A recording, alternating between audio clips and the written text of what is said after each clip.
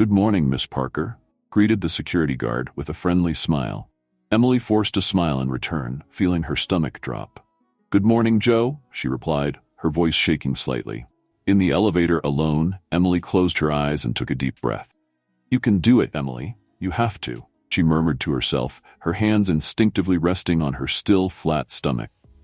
The doors opened on the 50th floor, and Emily was plunged into the frenzy of the executive office of Maxwell Stone, the billionaire she had worked for as a personal assistant for 2 years. The smell of expensive coffee and expensive perfumes filled her nostrils, but today, instead of inspiring her, it only made her feel nauseous. "Emily, thank God you're here," claimed Sarah, a coworker, running towards her. "Mr. Stone is furious." The meeting with the Japanese was brought forward and Sarah's words were lost when Emily's phone vibrated. A text message from the father of your unborn child. With shaking hands, Emily unlocked the screen. "I'm sorry, Em. I can't do this. Better this way. Goodbye." Emily's world collapsed. Her legs gave way, and she had to lean on the wall to keep from falling.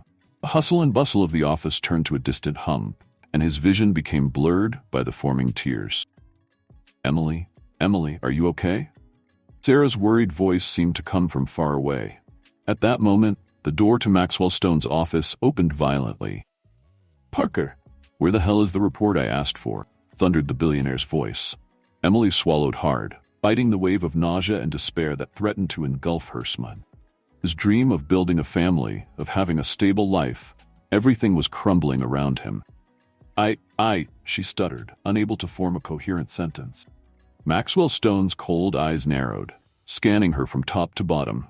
For a moment, Emily thought she saw a flicker of concern in his gaze, but it was quickly replaced by the usual expression of impatience. "In my office. Now," he ordered, turning and disappearing through the door. Emily took a deep breath, discreetly wiped away a tear that escaped and straightened her shoulders. As he walked to Stone's office, his mind was spinning. How could she raise a child alone? How could I keep this demanding job while pregnant and abandoned? It was then that the idea hit her like a bolt of lightning. She needed to escape, start over somewhere else, far from there, far from him, far from everything that reminded her of the dreams that had just been shattered. Upon entering Maxwell Stone's office, Emily already knew this would be her last week on this job, in this city. She would run, no matter the cost. Little did she know that fate and her billionaire boss had other plans. Maxwell Stone's office was a monument to power and wealth. With its panoramic view of the city, Emily felt the weight of his gaze as she approached the imposing mahogany desk. "Parker, what's happening to you?" Stone's voice was sharp as steel. Emily swallowed hard, her heart hammering against her chest. "I'm sorry, Mr. Stone, I'm not feeling well." Stone raised an eyebrow, his blue eyes piercing. "Don't give me excuses, I need you focused. The merger with Nakamura Corp depends on it." His words seemed distant. Emily nodded mechanically, her mind already making escape plans. She needed to act quickly, before her condition became evident. In the days that followed, Emily worked feverishly, torn between her responsibilities and her secret preparations. Every look from Stone made her shiver, fearing he might read her thoughts. Finally, the night of the escape arrived. With a suitcase hidden in the car and her heart in her throat, Emily waited for everyone to leave the office. His hands shook as he typed his resignation letter. "Goodbye, Mr. Stone," she murmured to the empty room, tears streaming down her face. In the elevator, Emily felt a mixture of relief and fear. I was actually doing it. Leaving everything behind. The lobby was deserted, except for the night security guard. Emily forced a smile, praying her anxiety wasn't noticeable. "Good evening, Miss Parker. Leaving late today, huh?" "Yes, a lot of work," she replied, her voice shaky. As she walked to the parking lot, Emily felt the weight of her decision. Each step took her away from her previous life and toward the unknown. Suddenly, headlights illuminated the parking lot. Emily's heart stopped. A familiar black Bentley drove in, stopping right in front of her. The door opened, and Maxwell Stone emerged, his eyes flashing with anger. "Where do you think you're going, Parker?" Emily froze, her plan crumbling before her eyes. Stone approached, his presence commanding. "Did you really think you could just disappear? That I wouldn't notice?" Tears began to form in Emily's eyes. "Please, Mr. Stone, I need to go. You don't understand." What I understand, he interrupted, is that my best assistant is trying to escape in the middle of the night without explanation. Emily felt her legs weaken. How did he know? Panic consumed her. Stone took another step towards him, his voice dropping to a dangerously soft tone. Now, you're going to get in this car, and we're going to have a long talk about loyalty and trust. At that moment, Emily realized that her escape would not be as simple as she had imagined. Stone's determined look made it clear. He wasn't going to let her go without a fight. With a heavy heart and a whirling mind, Emily found herself entering the Bentley, sound of the door closing, echoing like a final sentence. As the car slid into the night, she desperately wondered what fate had in store for her and her unborn baby. The billionaire at her side remained silent, but Emily could feel the tension emanating from him. Where were they going? What did Stone plan? And how in God's name would she explain her condition without losing everything? The city blurred past the darkened windows, leading Emily into an uncertain and potentially dangerous future. The Bentley snaked through the city streets, the silence inside the car so thick that Emily could barely breathe. His fingers nervously gripped the edge of the leather seat as his mind swirled in a whirlwind of fear and uncertainty. Finally, Stone broke the silence, his voice low and controlled. Do you have any idea what could have happened if you had run away, Emily? The use of her first name took her by surprise. Emily swallowed, her throat dry. I just wanted to start over, she whispered. Stone turned to her, his blue eyes shining in the dim light of the car. Start over or run away from something? Emily's heart jumped. Did he know? How could I know? The car stopped smoothly, and Emily realized that they were in front of an imposing mansion, Stone's house. Let's go in, he said, not as a request, but as an order. Trembling, Emily followed him inside. The grandeur of the mansion made her feel even smaller. In the library, Stone poured himself a whiskey and offered Emily water. She accepted gratefully, her mouth dry with fear. Now, Stone began, sitting down in a leather armchair, you're going to tell me exactly what's going on. Emily hesitated, her hands clenching the glass of water. I'm pregnant, she finally admitted, the words coming out as a sob. Stone's face remained impassive, but his eyes softened slightly. What about the father? He abandoned me, Emily replied, tears now flowing freely. Stone was silent for a moment, then said something Emily would never have expected. I understand more than you know, Emily. She looked at him, confused. Stone stood up, walking over to a bookshelf and picking up a picture frame. He handed it to Emily.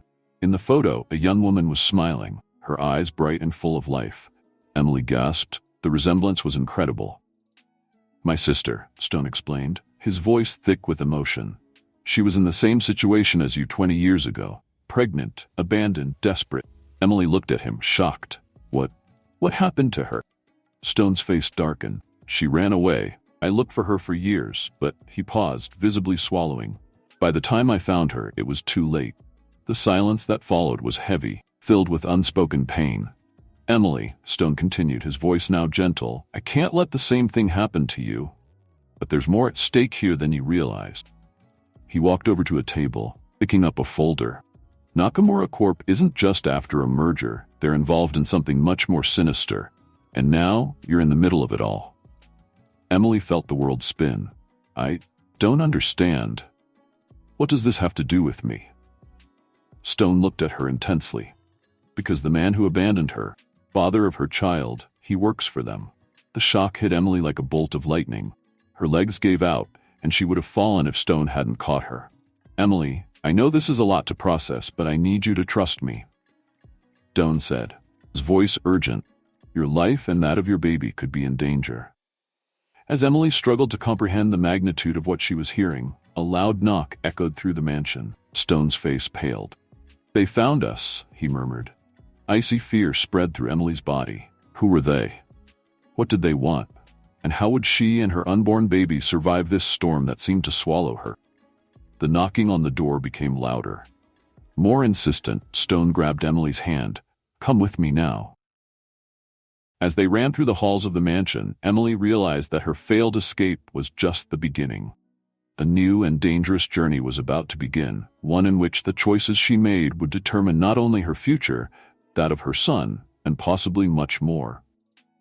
Emily's heart hammered in her chest as Stone pulled her through a dark hallway.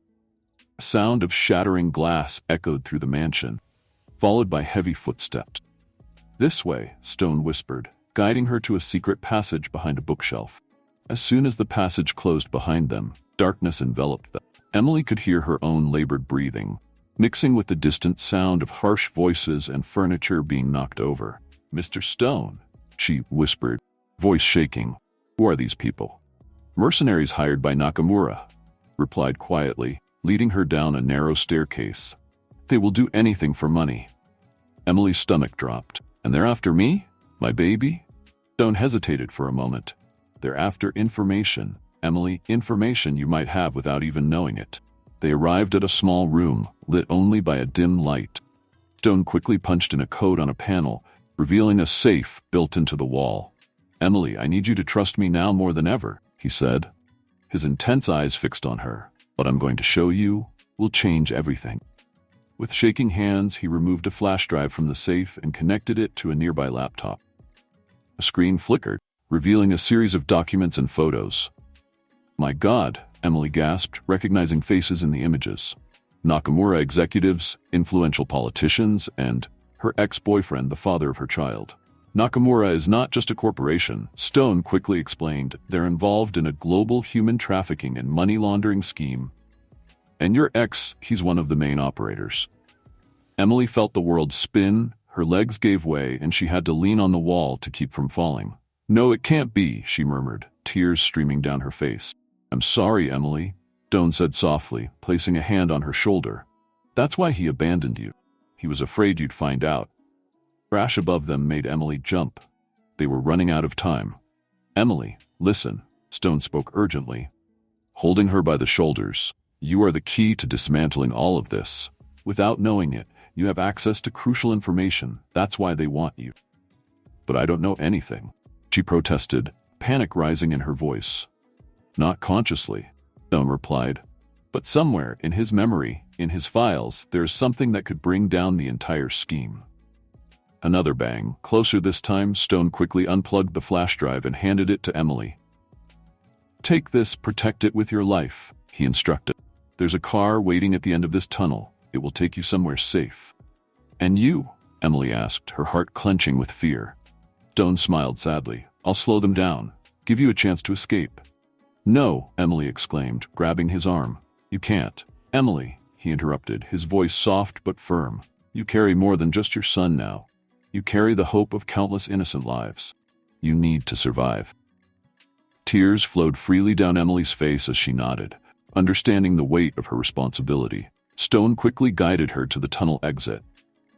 Before opening the door, he turned to her one last time. "Remember, Emily, only trust yourself. The world you knew no longer exists." With one last look of determination, Stone opened the door. The cold night air hit Emily, along with the realization that her life would never be the same.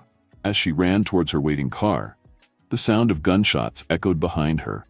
Emily clutched the flash drive to her chest, feeling the weight of the world on her shoulders. As Emily climbed into the car and plunged into the night, she knew she was leaving behind not only her old life, also the man who risked everything to save her. With a heavy heart and a whirling mind, she asked herself, where would she go now? And how could he protect not only his son, but also the future of so many innocent people? The road ahead was dark and uncertain, but Emily knew she had no choice but to move forward, carrying with her secrets that could change the world. You keep acting. Now tell me part 5 with dialogue, always remembering to develop it with a lot of emotion, with a lot of feelings, so that the viewer can feel what the character is feeling without starting the story over or introducing it. Simply continue acting where you left off in the last part.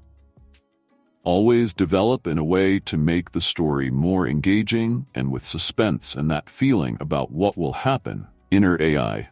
Car cut through the night, leaving the city lights behind.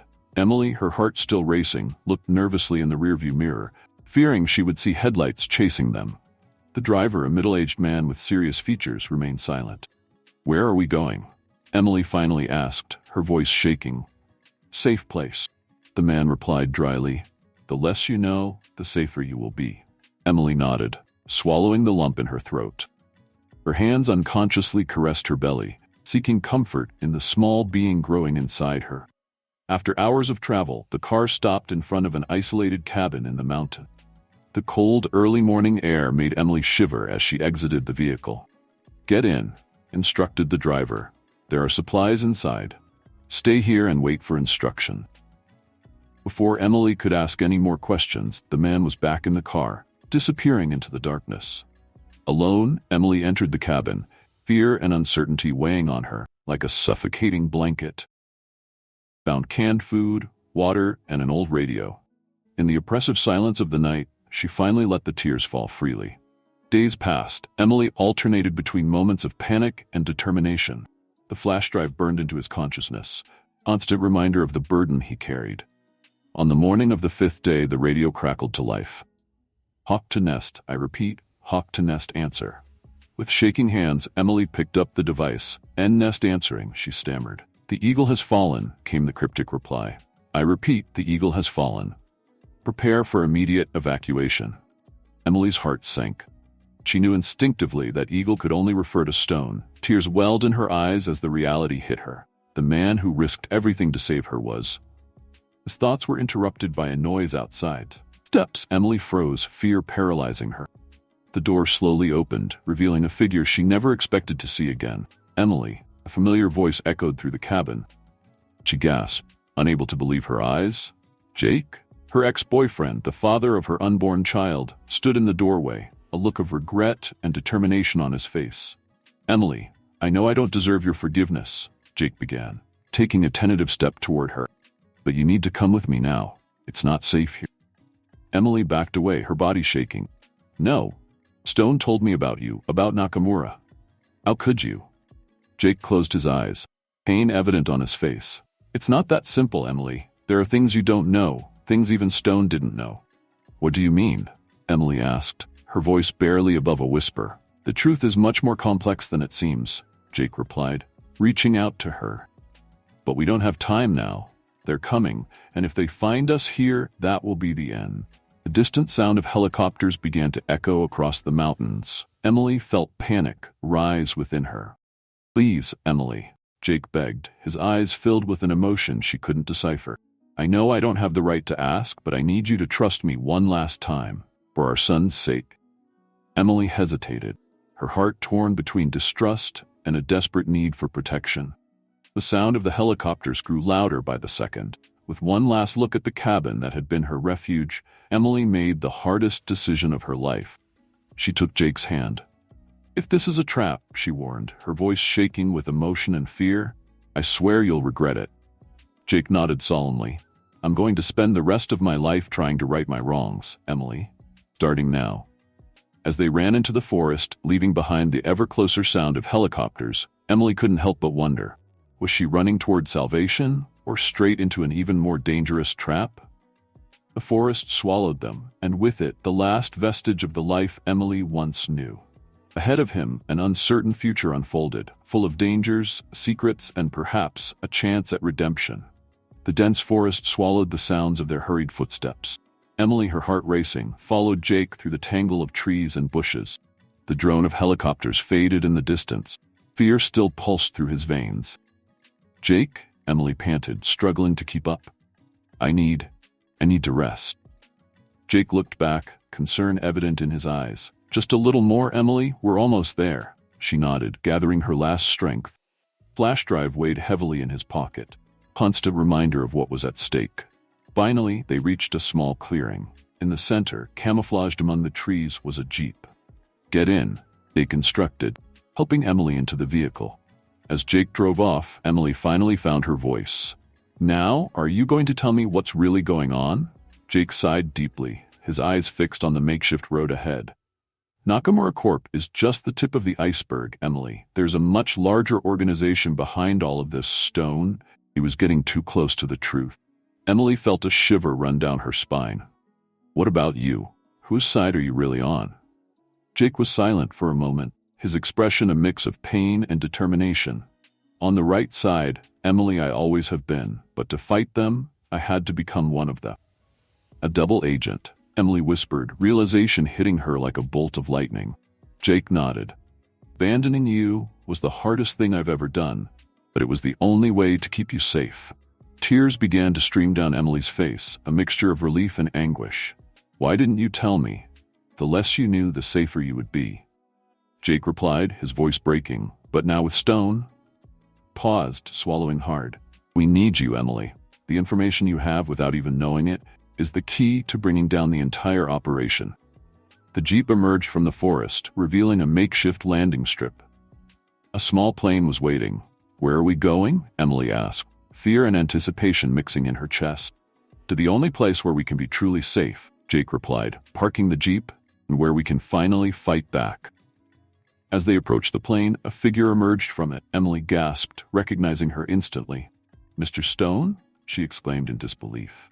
Maxwell Stone, with one arm bandaged and his face marked by bruises, smiled tiredly.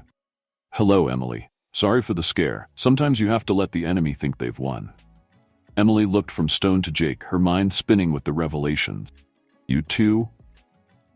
We've been working together for years, Stone explained. Jake is our most valuable agent. Jake took Emily's hand, his eyes full of emotion. Emily, I know this is a lot to process, but we need your help. What's on that flash drive, combined with what you may have heard or seen without realizing it, could be the key to saving countless lives.